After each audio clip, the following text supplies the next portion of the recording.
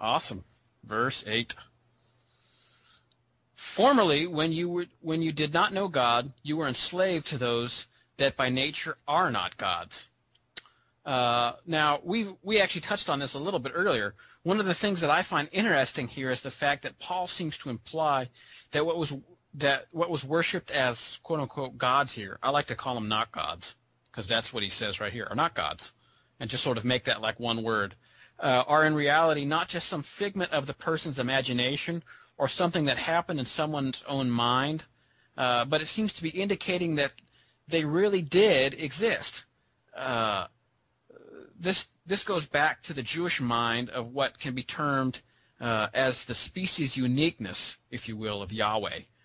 Through the generic word for God, though the generic word for God is used oftentimes in the Old Testament, both for Yahweh and other things of the spirit world. Remember, we've made this point, I think I made this point a lot, that a lot of times in both Greek and especially in Hebrew, context is what determines everything. We see the word Elohim being translated as gods, plural, especially when it is without the Hebrew hey. That's like an alphabet, part of the alphabet chain. When you see it, sometimes it's with the hey, it means the God. This idea is that there were these other Elohim that were behind these not gods, if you will. But Elohim, but Yahweh God was in a whole different class. He was like another. He didn't even count as far as the other ones. Even though they were both sort of, to use an slightly incorrectly translated phrase, gods. He was the King of Kings, having the reins over even sin and death. This idea adds a dramatic shading to our understanding of what God the Father has done for us in at least two ways here. In all the other religions are works-based. But Yahweh God has provided a unique way for us over these other not gods through his Son. If we know him, he gives us grace. And that is what separates, you've got all these other not gods, and then you've got Yahweh, and his way is different and more excellent. And it's easier, and it's more beautiful, and it's everything. And then the other point, in Paul's mind, there really was a supernatural world out there, and it really did function to enslave men. There really were other evil powers out there working to consume men's souls. It wasn't fiction like many theologians today sort of tend to imply. Hell really existed. Angels, even of the fallen kind, really existed, and heaven really exists. That was a little bit off the beaten path, but I thought it was interesting. Sorry. Go ahead, Chris. A little bit, but one thing about the divine council stuff that Mike Heiser, who wrote his dissertation on the idea, would say, it sounds, speaking of that there were gods in a council that could be termed, gods. He says, it seems like you're going somewhere that's not theologically proper, but at the end of the day, you're exactly the same place that you started, theologically speaking.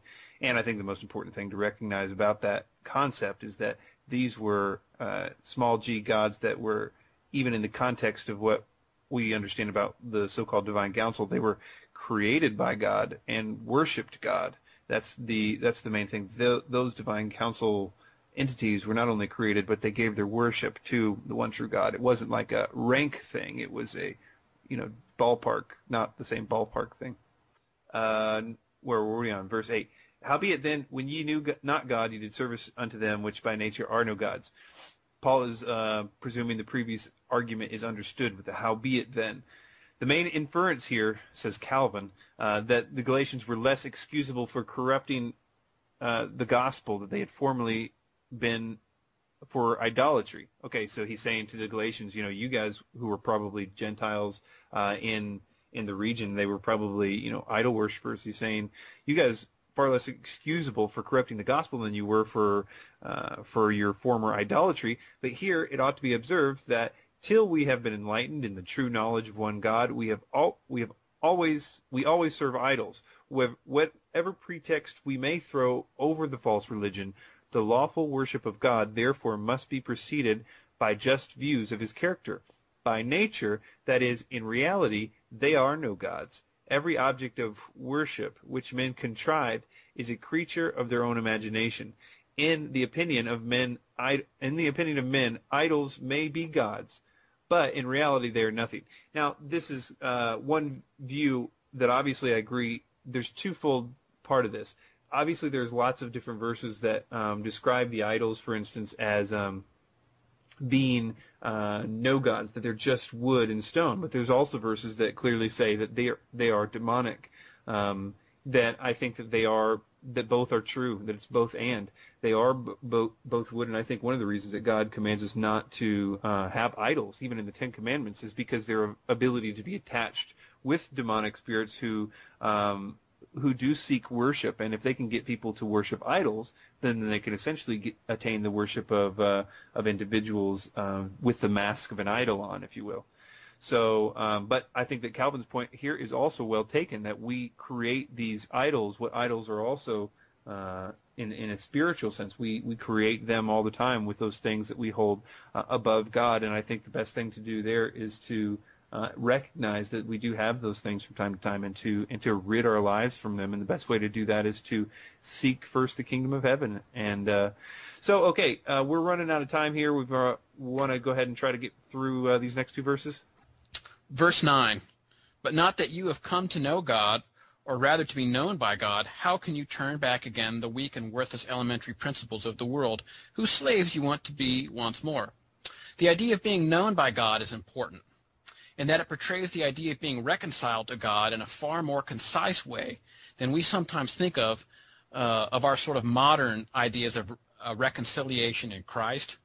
God now knows us. How wonderful. Paul here is astounded that the Galatian brothers can now turn back to the weak and worthless elementary principles of the world, which we talked about earlier. It's worth noting the connection between these elementary principles and the idea of an actual spirit being behind the not gods mentioned in verse 8. We could really get into more the anthropological studies as it views to Christian witness, but in sort of the interest of time, I'll just throw it over to you, Chris.